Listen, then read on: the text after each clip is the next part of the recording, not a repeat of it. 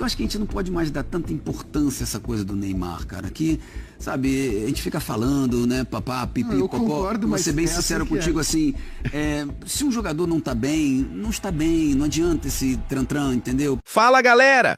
O ex-jogador Leonardo abriu o jogo em uma entrevista exclusiva para a ESPN e não poupou palavras ao falar sobre Neymar e Ancelotti na seleção brasileira. Quer saber o que realmente rolou? Então fica ligado, porque as declarações estão dando o que falar e prometem causar discussão no mundo do futebol. Presta atenção que tem muita coisa boa vindo por aí. Pra gente tentar falar de uma maneira mais geral, se a visão continuar sendo só política, só manter um poder político, um status quo que a gente vive há mais de 100 anos, porque esse sistema de gestão do futebol brasileiro, ele existe há 100 anos e nunca foi mudado. Não é possível que o futebol não tenha mudado. Só nós podemos mudar. Exatamente. Nós faz jogadores, né? Só que enquanto essa visão política ela for a principal visão, cara, é difícil mudar. Porque você vê o que aconteceu com a CBF nos últimos meses. Sim. Você tem votos unânimes por um, que são os mesmos que unanimamente tiram, e depois unanimamente votam por outro. O Ronaldo não foi nem recebido. O Ronaldo não foi recebido. Assim, é um desequilíbrio, né, enorme, onde a gente nem sabe exatamente o que acontece. O grande público, ele nem entende, eu acho. Eu não sei.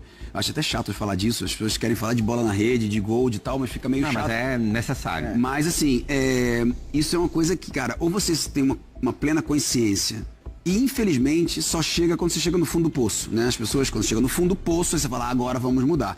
Poderia ser um pouco antes de chegar no fundo do poço. Nós tivemos agora numa crise profunda que talvez o Ancelotti tenha um pouco calado.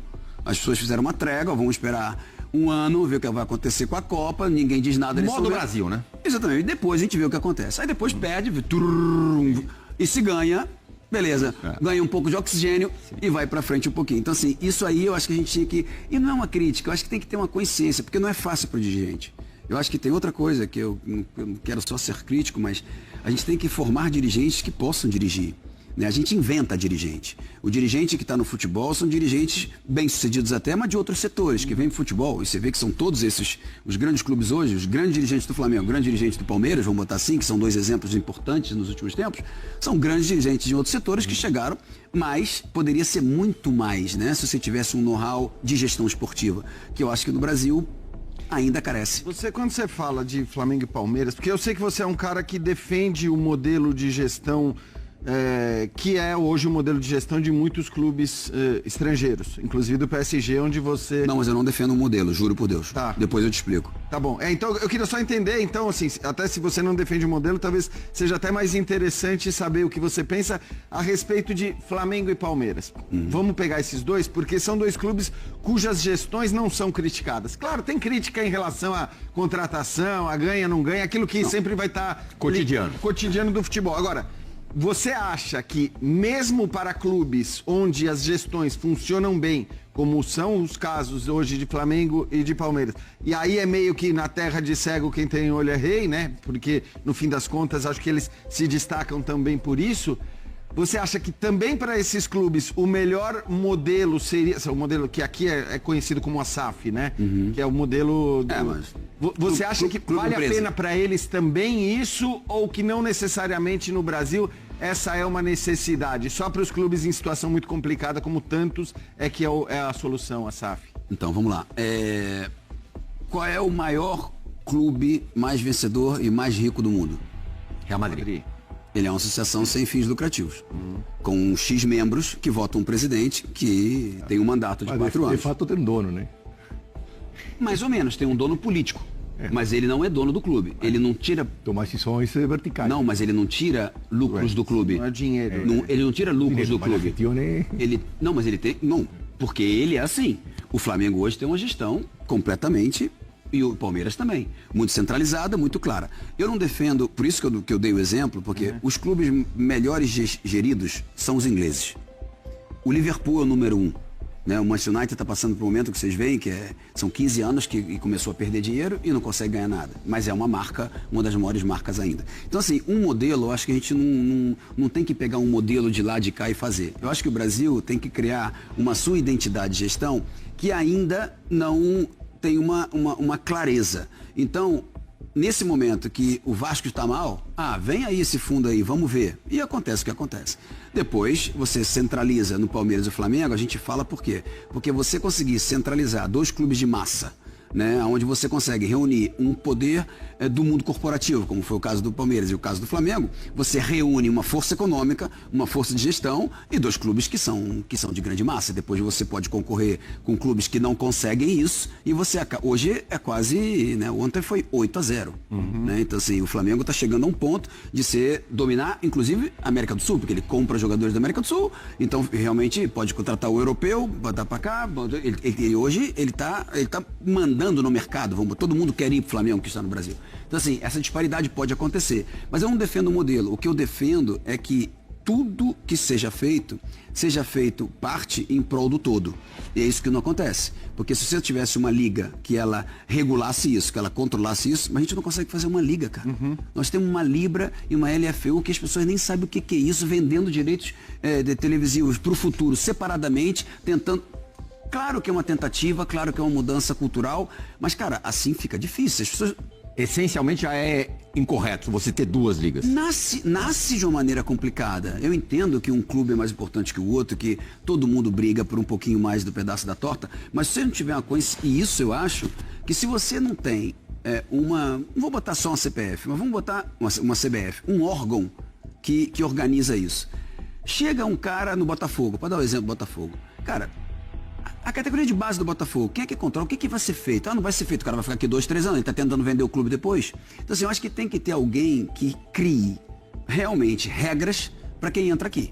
Regras. Isso seria a liga a fazer? A liga e a federação, que acaba tendo parte que se unem. A liga, fundamentalmente, tem um campeonato e tem que regular. Mas tem que ter um órgão de regulador econômico. Você tem que ter um controle do que é feito, né, nos clubes também. E depois os clubes têm que ter a mesma coisa. Você tem que ter um cérebro do que é uma construção para o futuro. Então assim, eu acho que isso hoje carece esse conhecimento de botar isso no clube. Tem que ter um know-how. Aí a gente faz o quê? Traz Ancelotti, faz um ano, depois a gente vê o que acontece. Aí o que vai ficar? Não sei. Pode ficar uma vitória, ele vai embora, pode ficar uma derrota, ele vai embora. E eu acho que não fica algo que a gente tinha antes, que era um know-how meio inconsciente, mas não está ficando mais nada. Ainda sobre o que o Lugano levantou agora há pouco, sobre a pouca ou nenhuma participação dos grandes nomes do esporte, dos ex-atletas, eu estava conversando não faz muito tempo com o Alex, que virou treinador, grande meia. Você chegou a conviver com ele rapidinho na seleção brasileira, na tua última passagem pela seleção. Ele me dizia, assim, comparava o número de jogadores da geração dele na Argentina que tornaram-se treinadores e o número de brasileiros que tornaram-se treinadores. A disparidade imensa. Quase todos os argentinos daquela geração ou são treinadores ou são auxiliares. Na própria seleção argentina tem ali um corpo de ex-atletas. E isso também acontece no campo dos dirigentes. Pouquíssimos ex-atletas trabalham na área ou se prepararam para trabalhar na área. O Mauro Silva é a exceção das exceções. Por que isso acontece? Ou não acontece? Eu acho que são 2 coisas. Existe uma parte cultural, né? Sinceramente, nós jogadores também fomos o estereótipo do jogador, aquele cara que joga bola e não sabe fazer mais nada. Quando isso já acabou há muito tempo, né? Eu acho que a gente pode dizer que não, mas existe isso, né? Se você analisar a distância, o Lugano está aqui e eu não sei o que ele acha, mas o que você acha de um dirigente como jogador? Existe sempre inimigo. Existe sempre um inimigo. Existe uma distância total. Sempre um inimigo. Então, assim, se que vai ter, em algum momento vai ter que... Exatamente. Então, assim, você viveu isso na pele. E o quer ter inimigos, vire chefe. Exatamente. E o dirigente também pensa que o jogador... também, sim. Então, assim, essa distância dessa coisa, ela tem que ser um pouco... Que isso há muitos anos acabou. O jogador tem uma consciência enorme do que ele vive, do que ele representa. Tanto é que ele administra a vida dele, cada vez mais centralizado nele. Que isso se transforma numa coisa mais difícil, você fazer um time. Muito mais... 11 empresas diferentes. Porra, é muito mais difícil fazer um time. Então, assim, o dirigente, a gente não sabe nem buscar onde ele está. Né? Então, assim, eu acho que pode ser um ex-jogador que se prepara, pode ser alguém do mundo corporativo que se prepara, mas eu acho que unir, por exemplo, eu falo sempre do exemplo, assim, quando eu fui para Paris Saint-Germain, quando o Qatar comprou o clube, e ele praticamente me deu a chave. Sinceramente, no momento, era um momento muito complicado, me deu. Mas eu sabia que eu não poderia ser tudo dentro de um clube. Eu fui buscar um cara que tinha feito Harvard, que tinha sido diretor-geral de Roland Garros, do Paris-Dakar e da Juventus, que é o Jean-Claude Banque. Eu, sem o Jean-Claude, eu não poderia administrar o clube.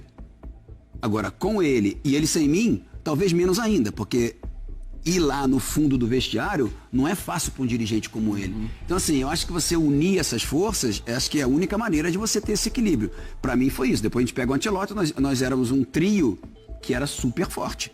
Então, assim, o clube ele precisa ter uma linha única que chegue até o campo, né? Que isso é uma coisa difícil demais. A gente falar aqui é mole, fazer isso é dificilíssimo. Então, assim, eu acho que assim, essa visão não existe.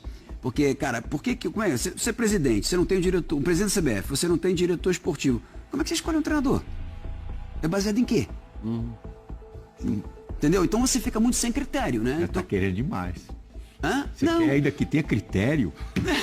Não, eu quero dizer que tem que ter. Vai no populismo. Certo, mas quem vai fazer mais mas barulho? o populismo gerou nos últimos anos várias escolhas que levaram um ano, Ainda 2 anos. sempre o populismo de um tamanho do Inquestionável, questionável como o Ancelotti. Não, mas aí é diferente. Aí você diferente, criou né? um escudo para Exato. tudo isso, graças a Deus deu certo. O Flamengo, que é um time hoje exemplo de gestão, os últimos treinadores, foi super difícil se encontrar. Foram tentativas e erros depois do Jesus que pagando 3 treinadores ao mesmo tempo. Então assim, cara, tem que ter um critério para que isso aconteça. Né? Se você for no achismo, então assim, isso você perde dinheiro, perde tempo, perde prestígio.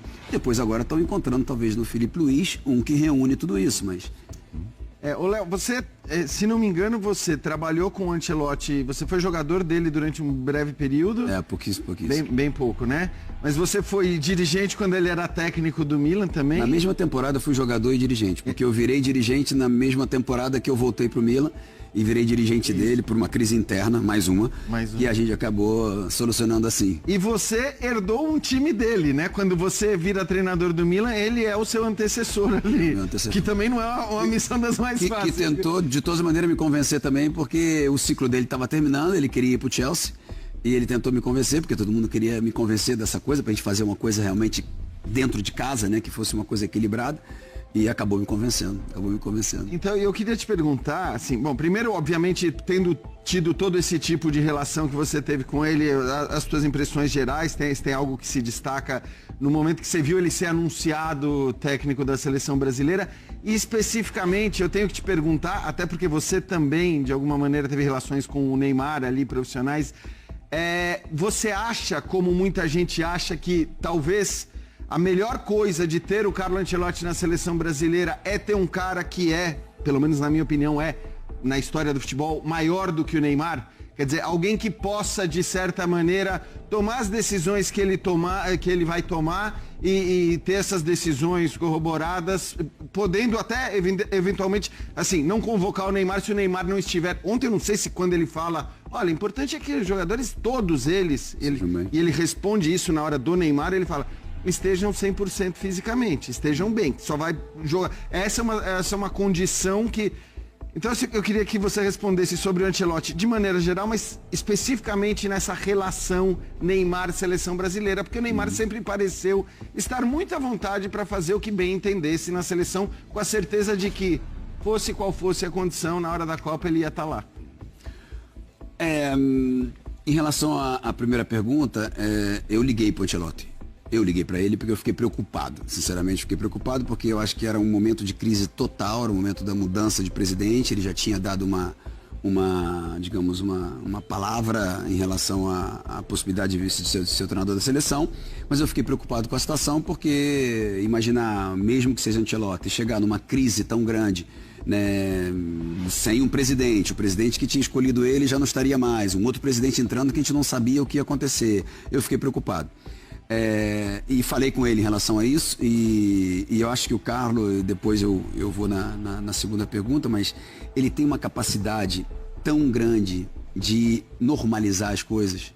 Ele entra realmente dentro de um ambiente, ele tem, assim, eu acho que o carisma dele não é um carisma natural, ele com o tempo adquiriu uma maneira de se comportar, mas é uma maneira natural. O Carlos é realmente uma pessoa sensível, é uma pessoa aberta, é uma pessoa que entra na cabeça das pessoas que vivem com ele, principalmente os seus jogadores, ele entra em simbiose com o ambiente, e isso já aconteceu aqui. As pessoas gostam dele, né?